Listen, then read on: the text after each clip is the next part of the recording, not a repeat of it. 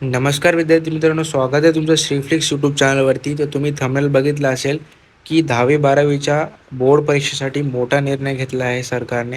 10वी-12वीच्या विद्यार्थ्यांसाठी महत्त्वाची बातमी. उत्तरपत्रिकेतील आकृत्यांसंदर्भात शिक्षण मंडळाचा मोठा निर्णय झालेला आहे. काय झालं ते बघू आपण. तर ते तुम्ही बातमी बघू शकता.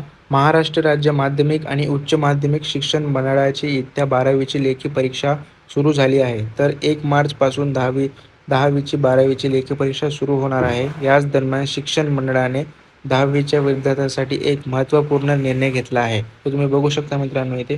त्यानंतर त्यामुळे मराठी, इंग्रजी, हिंदी या भाषा विषयांमध्ये परिच्छेदाच्या आधारित आकृत्या पेनाने काढा किंवा पेन्सिलने त्याचे विद्यार्थ्यांना गुण मिळणार नाही, अशी माहिती शिक्षण मंडळाकडून देण्यात आली आहे. 10वी-12वीच्या परीक्षांमध्ये भाषा विषयातील पत्रिकेतील आकृत्या आता पेनानेही काढता येणार आहे.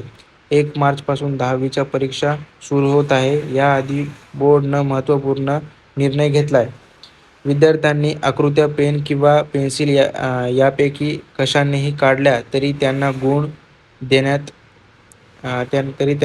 देण्यात यावेत, अशा सूचना बोर्ड परीक्षा मंडळाकडून नियामकांना देण्यात येणार आहे. मात्र हा निर्णय केवळ भाषा विषयांच्या प्रश्नांसंदर्भात आहे. विज्ञान, गणित, भूगोल अशा विषयांसाठी विद्यार्थ्यांना पेन्सिलनंच आकृत्या काढाव्या लागणार आहे.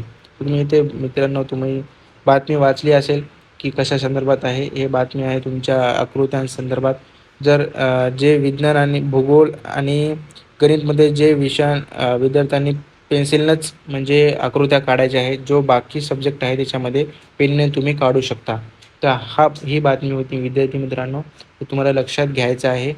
तर ही होती बातमी. आणि जर तुमचा आत्तापर्यंत अभ्यास झाला नसेल, जर तुम्हाला कळत नसेल तुम्हाला काय करायचं आहे काय नाही, तर मी ऑलरेडी व्हिडिओ बनवलेले आहे. तुम्ही 1-2 दिवसामध्ये तुम्ही इझिली मार्क जास्तीत जास्त कव्हर करू शकता आणि इझिली पास आऊट होऊ शकता. तर माझ्या डिस्क्रिप्शनमध्ये तुम्हाला सगळे व्हिडिओ सगळ्या सब्जेक्टची लिंक मिळून जाईल.